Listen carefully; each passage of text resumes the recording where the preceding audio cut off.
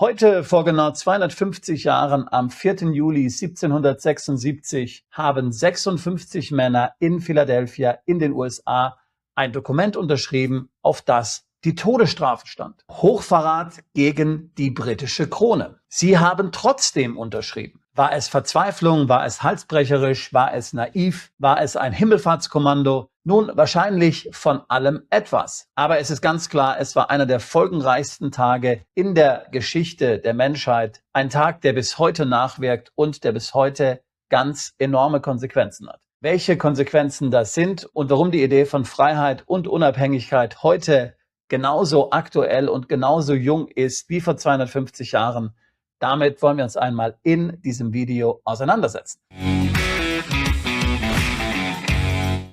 Noch ein kurzer Hinweis in eigener Sache, wenn auch du dich mit dem Thema US-Auswanderung beschäftigst, wenn du in den USA eine Firma gründen willst, wenn du die Freiheit neu erleben willst, wenn du glaubst, dass du in den USA mehr Vermögen aufbauen kannst als in Europa, als in Deutschland und dabei auch noch um einiges erfolgreicher sein kannst, weil dir der Staat nicht im Weg steht, dann lade ich dich zu unserer Investoren- und Erlebnisreise nach Austin, Texas ein. Ich bin 2008 in die USA ausgewandert. Unser Office ist in Austin. Und mindestens zweimal im Jahr kommen wir hier zusammen für unsere 5-tägige Investoren- und Erlebnisreise, wo ich dir Austin zeigen werde, wo wir uns intensiv mit dem Thema US-Steuern, US-Firmengründung, US-Kontoeröffnung, natürlich auch Credit Score, Schulen, Universitäten, Immobilien befassen werden. Wir sitzen aber nicht nur im Seminarraum, wir gehen auch raus, wir gehen in die Stadt, wir schauen uns Immobilien an, wir schauen uns kleine Städte im Umkreis von Austin an, wir erleben die herrliche Natur, das hervorragende Essen, Stichwort Barbecue, Country-Musik und die Geschichte jener Deutschen, die sehr zahlreich im 19. Jahrhundert nach Texas ausgewandert sind. Ich würde mich freuen, wenn du dabei bist. Du kannst eine Begleitperson ohne Aufpreis mitbringen. Außerdem schenken wir dir eine US-Firmengründung inklusive der einjährigen Betreuung.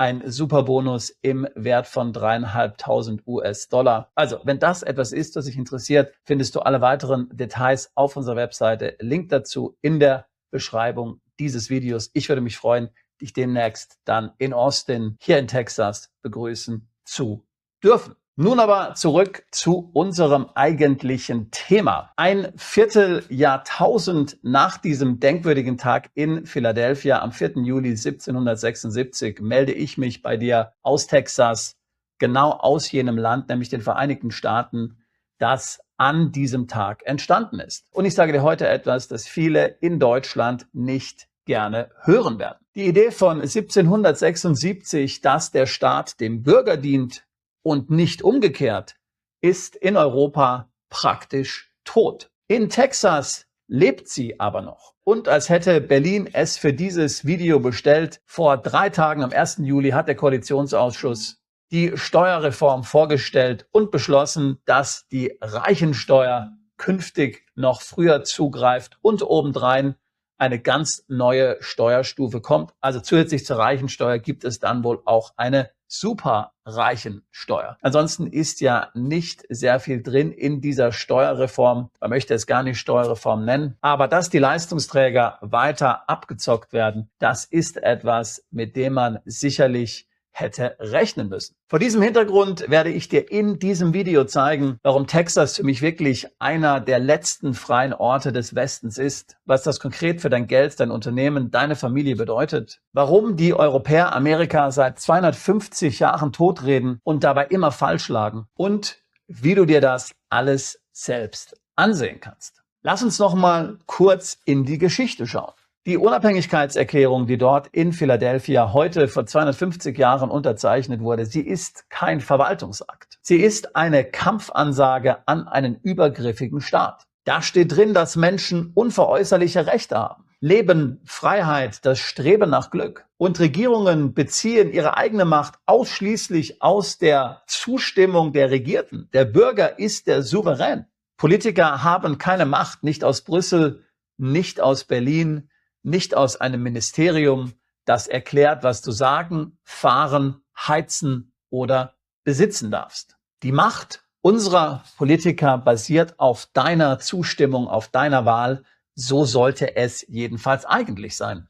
Und das ist genau die Idee, die auch hinter der Gründung der Vereinigten Staaten steht. Ich selbst komme aus einer Familie, die weiß, was es heißt, wenn der Staat diese Zustimmung nicht mehr braucht. Mein Urgroßvater Nikolaus Ehlen, er war in den 20er und 30er Jahren des letzten Jahrhunderts in der Arbeiterbewegung und er bekam von den Nazis ein Redeverbot. Und zwar, weil er seinen Mund nicht halten wollte. Ein Redeverbot, weil er über Ideen gesprochen hat, welche das Regime von damals bedroht haben. Er war nämlich tatsächlich Pazifist. Wenn du verstehen willst, warum mich das amerikanische Freiheitsversprechen bis heute packt, dann fängst du genau dort an. Wie vorhin schon erwähnt, bin ich 2008 in die USA ausgewandert. Wir haben unser Office in Austin, Texas. Ich habe natürlich auch in anderen Ländern gelebt, unter anderem in England, in Malta, in Irland, in der Schweiz. Und ich sage dir also nicht aus dem Reisekatalog, sondern mehr als 25 Jahren Erfahrung in verschiedenen Ländern. Texas ist anders. Fangen wir erst mal mit Geld an, denn da ist ja diese Woche etwas passiert. Wie vorhin erwähnt, hat sich jetzt die Koalition in Berlin auf ihre Einkommensteuerreform geeinigt. Es sollte ja der ganz große Wurf werden. Wenn überhaupt, wurde es nur ein kleines Würfchen. Verkauft wird das als eine Entlastung der Mitte. Eine Familie mit 2 Kindern spart ein paar hundert Euro im Jahr. Schön für sie. Steuern sollten tatsächlich für alle gesenkt werden. Sie sind in Deutschland viel zu hoch. Aber schau dir an, wer die Rechnung bezahlt. Die Reichensteuer von 45%, also die Reichensteuer, die ja zusätzlich zum Spitzensteuersatz fällig wird, sie greift künftig schon ab 250.000 Euro statt wie bisher ab rund 278.000 Euro. Und ab 280.000 Euro kommt eine komplett neue Stufe. 47%, abartig. Zum ersten Mal seit Jahrzehnten erhöht Deutschland den Höchststeuersatz und gleichzeitig senkt es die Schwelle, ab welcher er zuschlägt.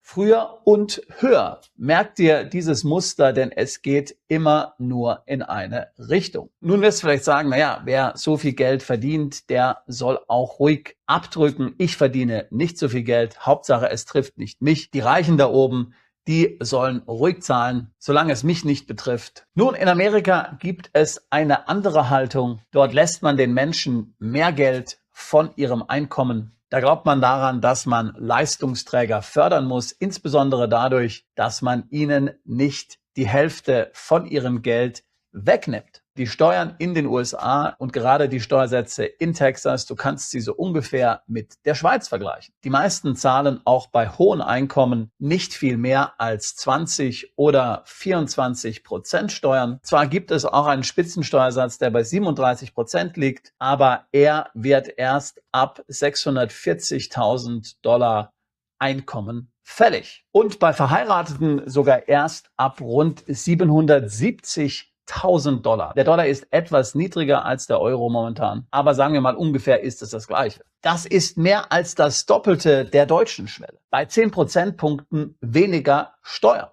Und wie gesagt, bis zu einem Einkommen von rund $400.000 zahlen Verheiratete sogar nur 24% Steuern. Tatsächlich bezahlen hier 40 bis 50% der Haushalte überhaupt keine Steuern. In Deutschland sind es dagegen 30% der Erwachsenen, die ebenfalls keine Steuern bezahlen. Und wie gesagt, ich finde das richtig. Es sollten alle weniger Steuern bezahlen. Dass jetzt die sogenannten Reichen wieder mehr Steuer bezahlen müssen, obwohl sie sowieso schon so viele Steuern bezahlen und einen so hohen Anteil der Gesamtsteuerbelastung tragen, ist natürlich wieder mal typisch und eigentlich ein tatsächlicher Skandal, muss man wirklich sagen. Texas hingegen ist einer der steuergünstigsten Bundesstaaten in den USA. Hier gibt es nämlich keine bundesstaatliche Einkommensteuer. Die Steuersätze, von denen ich gerade eben gesprochen habe, diese zahlt man eben im Bund. Die zahlt jeder Amerikaner, der Steuern bezahlt. In Abhängigkeit des Bundesstaates gibt es eben dann noch weitere Steuern. Aber Texas ist eben besonders businessfreundlich und möchte die Menschen ganz besonders entlasten und eine besonders schlanke Verwaltung haben. Und deswegen gibt es hier keine bundesstaatliche Einkommensteuer. Vielfach zum Beispiel werden die Ausgaben des Staates über die Grundsteuer gedeckt. Ganz anders ist natürlich in Kalifornien oder New York, wo dann auf die Steuersätze im Bund auch nochmal die bundesstaatlichen Steuern dazukommen. Eben das System ist ein bisschen ähnlich wie in der Schweiz, wo ja auch die steuerliche Belastung regional stark schwankt. Aber Steuern sind eben auch nur die halbe Wahrheit und gerade wenn du ein Unternehmen gründest, wenn du ein Start-up gründest, dann zahlst du ja in der Regel am Anfang ohnehin keine Steuern, weil du vielleicht noch gar keine Gewinne machst, weil du vor allen Dingen investieren willst, weil du dein Unternehmen aufbauen möchtest. Also Bewertungen, Kapital, das ist für den Unternehmer, gerade für den Unternehmer, der ein neues Unternehmen gründet, oftmals sehr viel wichtiger als die eigentliche Steuerbelastung. Ganz besonders wichtig für dich als Unternehmer, wenn du irgendwann einen Exit planst, ist natürlich dann auch die Frage, wie Unternehmen bewertet werden. Also Kapital, das du zum Wachsen brauchst und natürlich dann die Bewertung, wenn es um den Exit geht. Und da liegen eben zwischen Deutschland und den USA nicht nur ein paar Prozentpunkte, da liegen tatsächliche Welten dazwischen. Und die Hälfte des gesamten Venture-Kapitals der Welt fließt in die USA. Dieselbe Firma, dasselbe Team, dasselbe Produkt wird hier mit einem Vielfachen dessen bewertet, was dir in Frankfurt oder Berlin angeboten werden würde. Was in Deutschland eine mühsame Series A ist, das ist hier einfach mal eben eine schnelle Seed-Runde. Ich sehe das ständig bei Gründern aus dem Dachraum. Gründer, die den Schritt in die USA gemacht haben. Plötzlich reden sie mit Investoren, für die 1 Million keine Diskussion über Sicherheiten ist, sondern nur ein Anfangsgespräch. Und beim Exit dasselbe Bild. Unternehmen werden hier zu Multiples verkauft, von denen deutsche Mittelständler nur träumen. Und das liegt daran, weil der Käufermarkt tiefer ist, weil Kapital billiger verfügbar ist, weil Erfolg hier kulturell gefeiert wird, anstatt dass er beneidet wird. Austin in Texas ist dafür einer der heißesten Standorte des Landes geworden. Tesla, Oracle, HP, SpaceX, dazu ein Ökosystem aus Fonds, Angels und Gründern, das in den letzten 10 Jahren explodiert ist. Kapital wandert dorthin, wo es willkommen ist. Und Menschen eben auch. Wenn du also ein Unternehmen aufbaust, das größer werden soll als du selbst, wenn du Kapital aufnehmen willst, wenn irgendwann ein Verkauf dein Plan ist, dann ist hier der Ort. Nicht, weil Amerika perfekt ist, sondern weil hier der Markt für deine Lebensleistung schlicht ein anderer ist. Dein Eigentum, dein Haus, dein Land, dein Unternehmen, der Staat Texas ist stolz darauf, dir nicht im Weg zu stehen. Keine Grunderwerbsteuerorgien, keine Enteignungsfantasien, kein Heizungsgesetz. Während in Deutschland über Vermögensregister, Lastenausgleich und Bargeldgrenzen ganz offen diskutiert wird, diskutiert man hier darüber, wie man Unternehmen noch schneller ansiedeln kann. So, ein weiterer wichtiger Punkt, an den wir ganz besonders an diesem Tag denken, wo wir 250 Jahre das Bestehen der USA feiern, das ist die Meinungsfreiheit. Sie ist hier kein Gnadenakt, sondern First Amendment. Was in Deutschland gerade unter dem Etikett Demokratieförderung passiert, Hausdurchsuchungen wegen Memes, wäre hier verfassungswidrig. Punkt. Du weißt ja, warum mir das nicht egal ist. Redeverbot, das gab es in meiner Familie schon einmal. Und wenn wir schon über Familie reden, ich habe ja selbst nicht wenige Kinder, muss man sagen. Texas ist ein Bundesstaat, in dem Familie, Glaube und Gemeinschaft nicht belächelt werden, sondern der Normalfall sind. Das unterschätzen viele Deutsche, bis sie es erleben. Jetzt höre ich schon den Einwand. Sebastian, das klingt alles gut, aber ich will doch gar nicht komplett auswandern. Meine Kinder sind in Europa, meine Eltern werden älter. Meine Kinder haben Freunde. Um etwas in den USA aufzubauen, musst du ja im Grunde zunächst auch gar nicht auswandern. Nehmen wir einmal an, du investierst hier in dein eigenes Unternehmen und bekommst ein E2-Investorenvisum. Das ist für 5 Jahre gültig und kann laufend erneuert werden, solange dein Unternehmen weiterhin existiert. Du kannst mit diesem Visum hier voll leben, mit deiner Familie in die USA kommen, deine Kinder können in die Schule gehen, deine Frau kann hier arbeiten. Aber der entscheidende Unterschied zur Green Card ist, du musst hier nicht leben. Die Green Card erfordert ja, dass du hier lebst, ansonsten willst du sie verlieren. Das ist eben beim E2-Visum nicht so.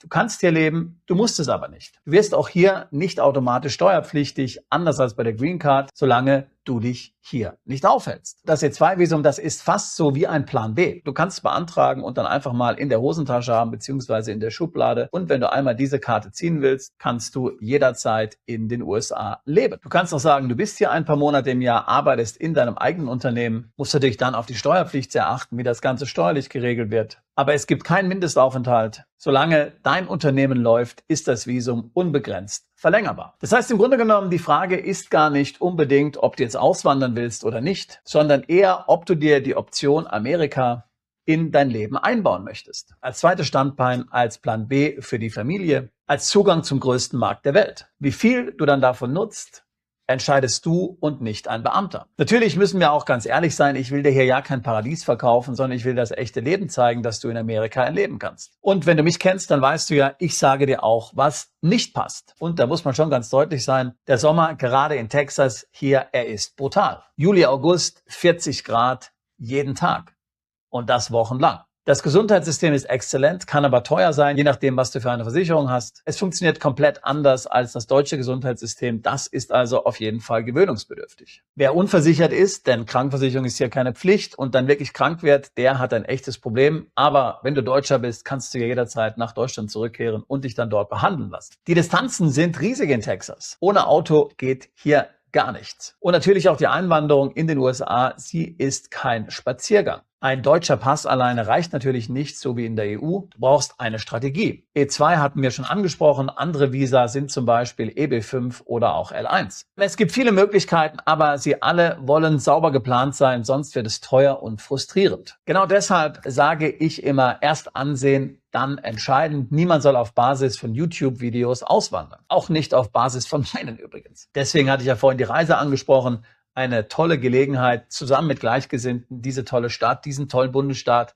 einmal näher kennenzulernen und sich dann besser entscheiden zu können, ob das was ist für dich oder nicht. Jetzt komme ich aber zu dem Teil, der mir heute am 250. Geburtstag dieses Landes, am 250. Geburtstag von Amerika am wichtigsten ist. Ich weiß genau, wie Amerika in Deutschland vielfach gesehen wird. Oberflächlich, ungebildet, brutal, kaputtes Gesundheitssystem, Waffengewalt, Fastfood und politisch sowieso am Abgrund. Wenn du deutsche Medien liest, steht Amerika seit Jahren permanent kurz vor dem Zusammenbruch. Man hat das Gefühl, dass es nur den Top 1% hier gut geht, alle anderen darben. Man hat das Gefühl, das Land steht ständig vor einem neuen Bürgerkrieg, vor einer neuen Apokalypse. Darf ich dir etwas verraten? Das ist nicht neu.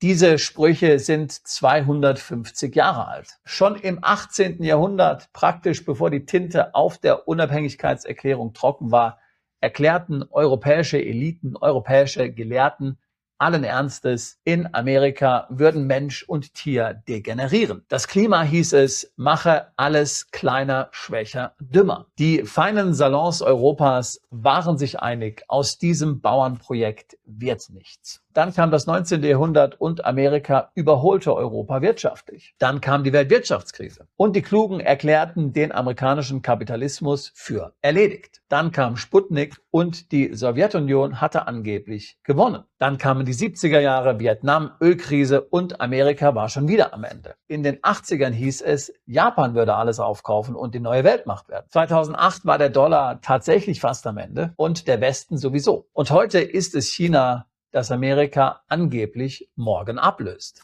Merkst du das Muster? Die europäischen Eliten sagen den Untergang Amerikas voraus, seitdem es Amerika gibt. Es ist die längste falsche Prognose der Geschichte. Und sie kommt nicht aus Analyse, sondern aus Kränkung. Dieses Land war von Anfang an eine Provokation. Es hat funktioniert ohne Adel, ohne Staatskirche, ohne die Erlaubnis der alten Welt. Gewöhnliche Leute, viele von ihnen Ausgewanderte, die zu Hause nichts werden durften, haben hier die stärkste Volkswirtschaft der Geschichte gebaut. Das verzeiht man nicht. Habe ich selbst Sorgen um Amerika? Natürlich. Die Verschuldung ist real und enorm hoch und erdrückend. Die politischen Gräben sind ebenfalls real. Ich bin nicht blind. Aber ich stelle eine andere Frage als Untergangspropheten. Nicht, ist Amerika perfekt, sondern wenn es weltweit richtig ernst wird, wo willst du dann sein? Und da bin ich vollkommen klar. Wenn morgen eine existenzielle Krise über die Welt hereinbricht, ein großer Krieg, ein Zusammenbruch der Energieversorgung, eine echte Versorgungskrise, dann will ich in Texas sein und nirgendwo sonst. Schau dir die Landkarte an. 2 Ozeane zwischen dir und jedem Konflikt in Europa und Asien. Ein Land, das sich selbst ernähren kann. Texas produziert mehr Energie als die meisten Staaten der Erde und tatsächlich mittlerweile sogar mehr erneuerbare Energien als Öl und Gas. Die stärkste Armee der Welt. Eine Bevölkerung, die Krisen nicht an eine Behörde delegiert, sondern anpackt. Und das mit einer Selbstverständlichkeit, die mich nach all den Jahren immer noch beeindruckt. Und Deutschland? Nun, Deutschland diskutiert im Ernstfall über Wärmepumpenförderrichtlinien und darüber, ob deine Söhne nicht wieder eingezogen werden sollen. Die Wehrpflichtdebatte läuft ja nun schon wieder auf Hochtouren. Du hast sie ja auch auf diesem Kanal verfolgt. Europa liegt geografisch und militärisch im Risikofenster. Amerika liegt ganz klar außerhalb davon. Das ist keine Schwärmerei, das ist Risikomanagement. Meine Zuversicht liegt bei den Vereinigten Staaten nicht, weil sie fehlerfrei sind, sondern weil sie in den letzten 250 Jahren jede einzelne Krise, die ihnen den Untergang bringen sollte, nicht nur überlebt, sondern gestärkt verlassen haben. Auf welches Land der Welt trifft das sonst zu? Die Männer von 1776, die Gründungsväter der Vereinigten Staaten, haben ihr Leben riskiert für die Freiheit. Von dir verlangt niemand ein Todesurteil. Von dir verlangt die Freiheit heute nur eines, und das ist eine Entscheidung. Und damit du diese Entscheidung nicht im Blindflug treffen musst, deswegen genau organisieren wir regelmäßig unsere Erlebnis- und Investorenreise nach Texas. Eine Woche vor Ort mit mir und meinem Team in Austin. Du siehst Immobilien, wir sprechen über E2 und Firmengründung. Du lernst Unternehmer kennen, die diesen Schritt bereits gemacht haben. Siehst das Start-up und Investorenökosystem mit eigenen Augen und erlebst das Land nicht als Tourist, sondern als jemand, der eine Investitionsentscheidung vorbereitet. Alle weiteren Details, wie gesagt, auf unserer Webseite. Link dazu in der Beschreibung dieses Videos. Und schreib mir natürlich in die Kommentare rein, was dich in Deutschland hält, ob dich Amerika auch interessiert oder was passieren müsste, damit du endlich aus Deutschland weggehst. Am Ende bleibt mir nur zu sagen, 250 Jahre Amerika und die Idee von 1776 lebt. Sie lebt für jeden, der sich dafür entscheidet. Life is short and fleeting. One shot. Make it count. Und in diesem Sinne würde ich mich natürlich freuen, dich hier in Austin, Texas begrüßen zu dürfen und dich alsbald auch zu unserer Mandantschaft zählen zu können. Bist du Unternehmer, Freiberufler oder Investor? Zieht es dich schon lange ins Ausland?